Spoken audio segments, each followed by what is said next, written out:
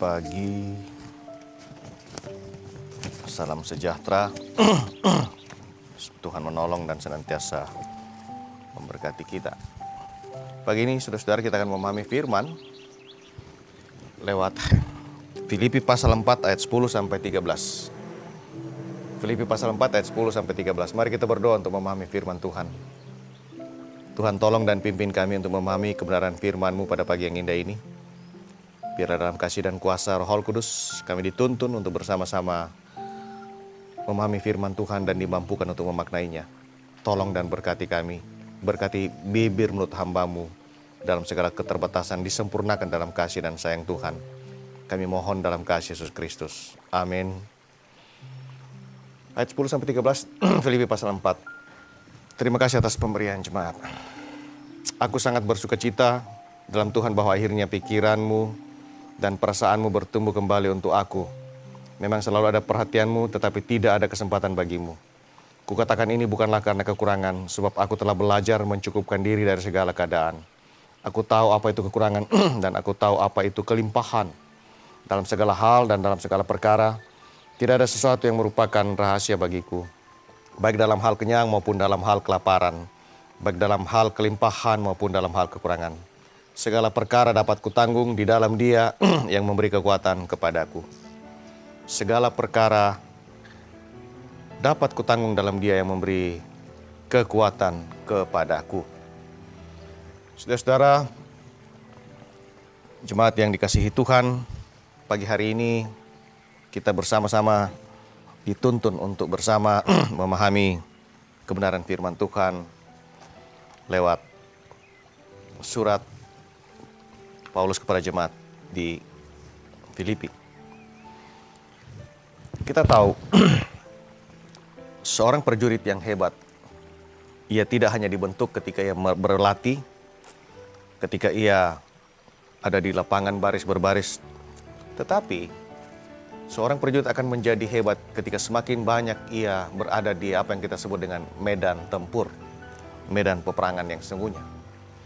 Demikian pula seorang pelaut yang tangguh tidak dilahirkan di laut yang tenang, tapi melahirkan seorang pelaut yang tangguh adalah ketika ia bagaimana mampu menembus ombak dan badai ketika ia mengarungi lautan di tengah-tengah badai dan gelombang tersebut. Nah, saudara-saudara, murid Kristus yang sejati dan bertumbuh dalam iman adalah murid Kristus yang tangguh di tengah-tengah ujian. Kita lihat salah satu murid Kristus atau pemberita adalah Paulus. Paulus adalah salah satu pemberita yang tangguh karena ia teruji terbentuk dari balik penjara, dari tantangan-tantangan. Ia katakan dalam firman tadi, aku tahu apa itu kenyang, aku tahu apa itu pergumulan, aku tahu apa itu kelaparan. Dan dia mengatakan dalam ayat 13, dalam segala perkara dapat kutanggung di dalam Dia yang memberi kekuatan kepadaku. Dalam pengalamannya, Paulus banyak menghadapi perkara-perkara, kesedihan, penderitaan, tapi sekaligus ada pujian, ada kegembiraan, ada caci maki, ada ancaman. Dia katakan tadi, ia tahu apa itu kelimpahan, apa itu kekurangan. Dan semua perkara ini mampu dihadapi Paulus dengan ucapan syukur karena ia mengandalkan Tuhan. Saudara-saudara, sungguh dari kitab Filipi secara khusus ayat 13 ini berisi sebuah ungkapan terima kasih Paulus kepada jemaat-jemaat yang ada di Filipi. Segala perkara, kata segala perkara menyatakan segala sesuatu. Itu dilihat bukan kepada hal-hal yang besar saya, tapi juga pada hal-hal yang kecil. Ini kunci kehidupan dan kesetiaan Paulus. Paulus memiliki kemampuan untuk menghadapi berbagai masalah karena kekuatan Tuhan atas kehidupannya. Ketika kita manusia memiliki banyak keterbatasan, itu kadang membuat kita tidak sanggup menghadapi pergumulan dalam kehidupan ini. Tetapi saya yakin dengan keterbatasan akan justru membuat kita tidak menyerah dan tidak kehilangan harapan.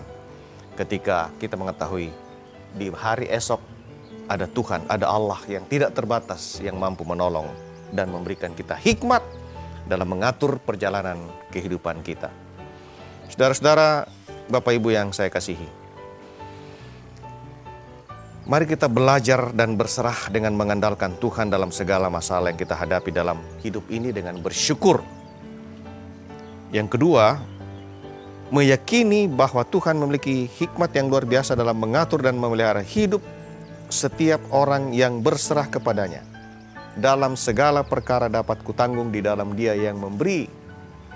Tuh, saudara-saudara, saya ingin mengungkapkan sebuah ilustrasi dalam perenungan firman hari ini kepada kita. Ada seorang ayah memiliki 4 putra. Lalu ayah ini menyuruh putranya masing-masing secara bergiliran untuk pergi dan melihat sebuah pohon pir yang sudah besar yang ia tanam. Setiap anak diperintahkan untuk hadir di tengah-tengah pohon pir yang sudah besar itu. Anak yang pertama ia suruh pergi melihat pohon pir pada musim dingin. Anak yang kedua disuruh pergi melihat pohon pir ketika musim semi. Dan anak yang ketiga pada saat musim panas, dan anak bungsu, putra bungsunya, disuruh pergi melihat pohon pir ketika musim gugur. Nah, saudara, ketika mereka semua kembali, sang ayah pun memanggil keempat putra putri untuk bersama-sama menggambarkan apa yang mereka lihat dari pohon pir yang mereka lihat.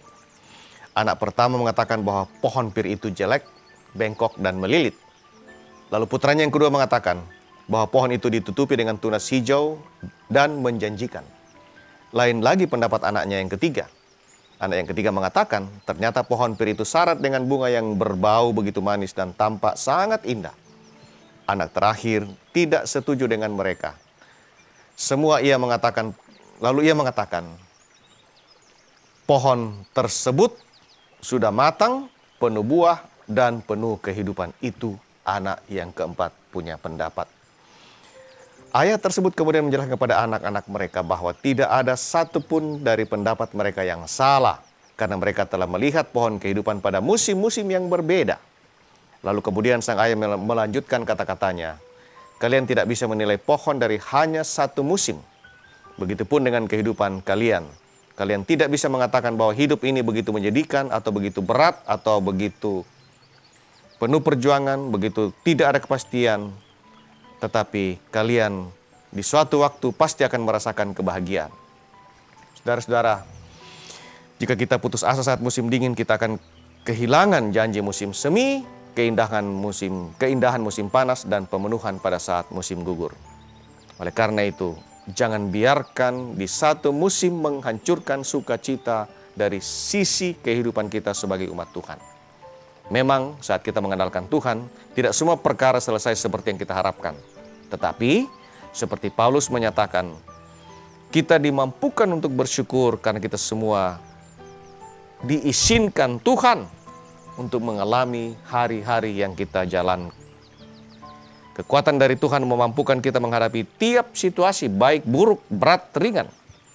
Hanya dengan kekuatan dari Tuhan akan memampukan kita bersyukur dalam segala hal di setiap musim kehidupan kita. Oleh karena itu, saudara-saudara, musim boleh berganti, tapi mari kita menjalani kehidupan dengan keluarga, merasakan penyertaan Tuhan, merasakan kasih setia Tuhan. Secara khusus ketika saat ini kita sedang bergumul dengan pandemi COVID-19. Kita tetap mengatakan, Tuhan, kami ada, karena Engkau akan menolong kami. Kami ada karena Tuhan akan memberkati. Kami ada karena Tuhan yang senantiasa akan memberikan kami kesehatan dalam menjalani hari-hari kehidupan ini di setiap musim. Tuhan memberkati. Amin firman-Nya. Kita berdoa. Terima kasih Tuhan untuk kebenaran firman-Mu. Ketika kami boleh berkata, segala perkara dapat kutanggung di dalam Dia yang memberi kekuatan kepadaku.